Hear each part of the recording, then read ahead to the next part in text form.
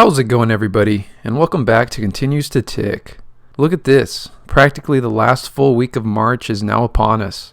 And when I talk about time, this is what I mean.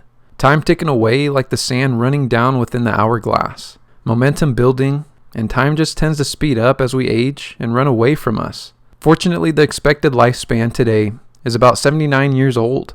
This must mean at my current age of 25 today, I should hopefully, if lucky of course, continue to have more tomorrows than I do yesterdays, for quite some time to come. But I know this will not always be the case. There may come a point in my life where some catastrophic ill-advised event or news, and this can all be taken away. Therefore, in a weird way, no matter how much I think of the future, I tend to do it in a way where I find myself driving through life in the slow lane, simultaneously. What I'm trying to convey is that youth is priceless. Ask any person older than yourself, and you find many people willing to give up a lot to go back in time. Maybe this is why I'm careful now, but it's a tough balance to teeter, no doubt. And by no means am I perfect at it, but I like to be aware of it as I learn about myself every day. At the moment, I just know how valuable time is, and to me, time is priceless. That's why I avoid overtime, but that's a topic for another video. Anyways, moving away from some darkness, I hope in this last week you've all managed to be well. My 2-week vacation, or the way I like to say it, my taste of retirement, is now officially over. And starting tomorrow, I will now be back at work. Or I guess I should say the time of this upload, I am at work. And don't get me wrong, I really enjoy what I do for a living. Working as a registered nurse, especially in a correctional facility, I've learned so much from working in this environment. But work for me, as long as I'm on someone else's schedule, will usually always feel like work. But with these past 2 weeks off, it was a nice time to realign my values and what it is that I want for my life, especially as I continue to navigate forward. So soon in this video, I'll share some thoughts with you about what I learned from being away from work for 2 weeks. Then, as we always do, we'll wrap up this week's video with a portfolio review. But first, I just want to point out that we have now crossed a 100 subs mark recently.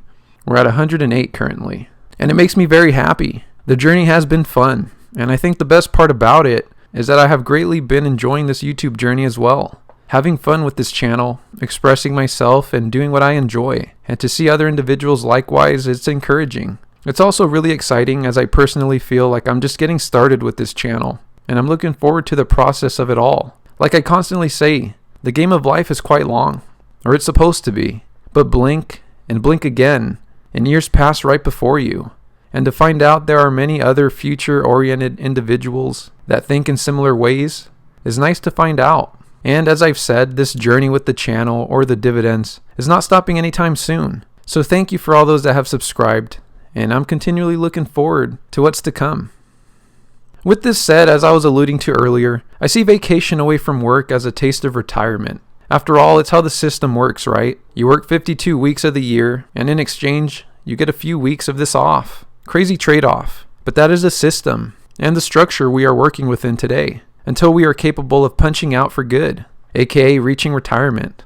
It's interesting because even before I started working, while I was back in nursing school, yes, before even working, I was already thinking about what would it take to not work for the rest of my life. Since that time, I already knew I didn't want to work until the typical age of 65 or now 66. Therefore, as soon as I started working full-time as a nurse, less than 2 years ago, I was thinking about investments, then retirement, then more specifically on what I believe matters most, which is passive income.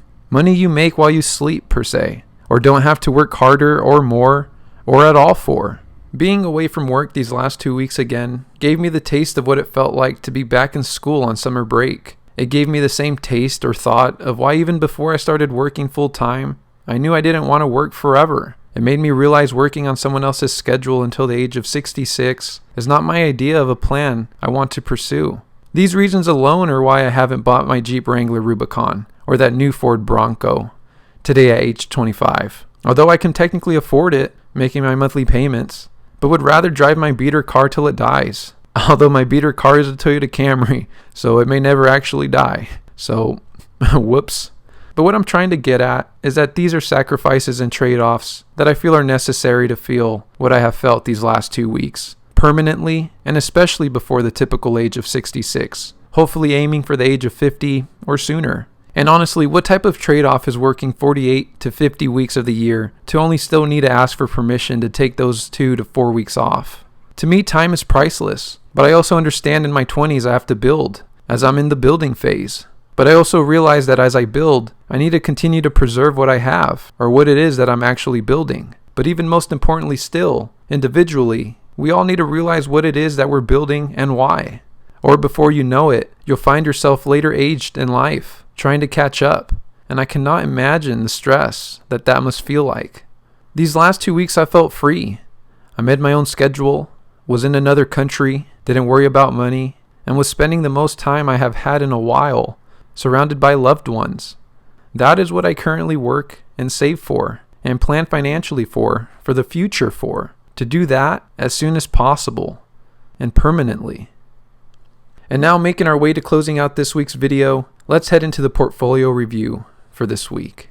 So here we are in the Jesse's Cash Flow portfolio, sitting currently at $20,415 with a total all-time return of 24.7%. This includes an earned dividends amount of $201 and a market gain of $2,032, all equating to a total amount gain of $2,234.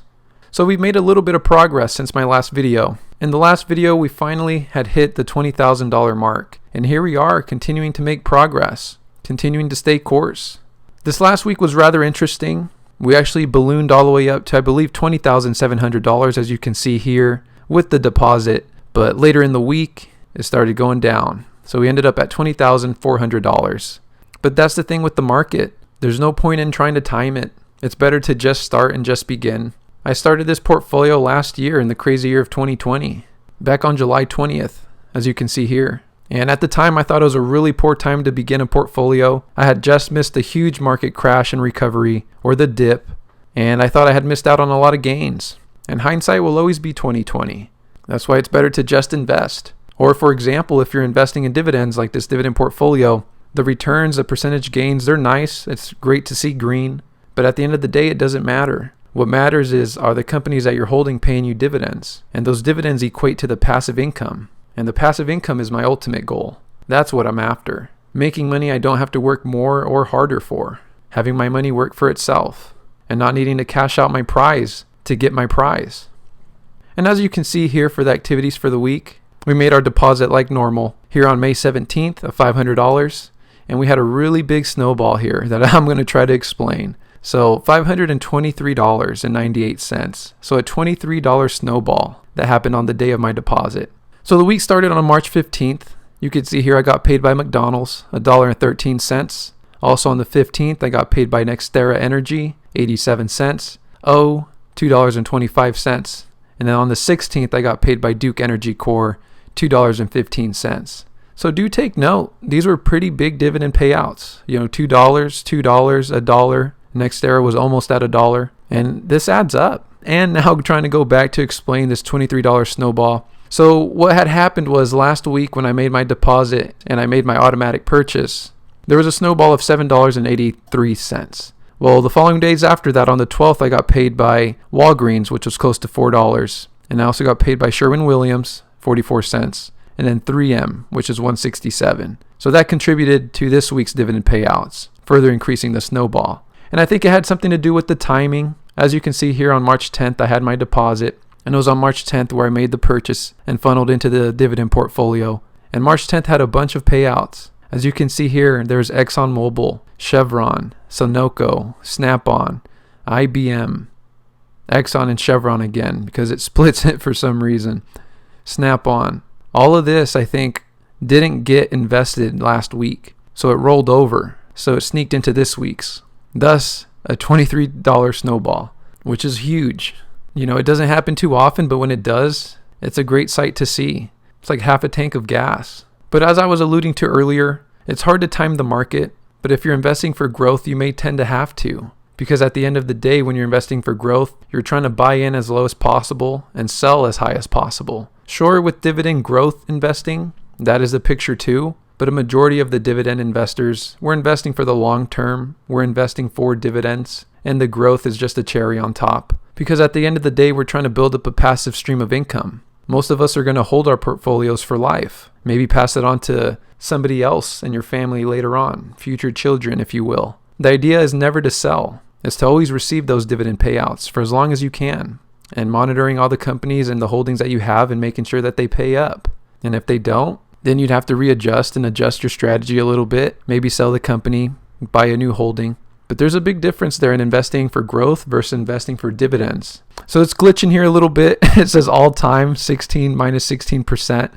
Let's see if we'll refresh this, if it'll go away. Yeah, see, so scary.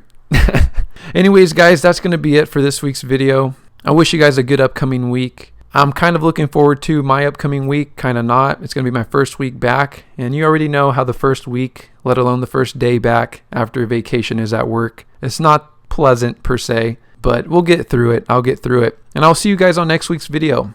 Peace.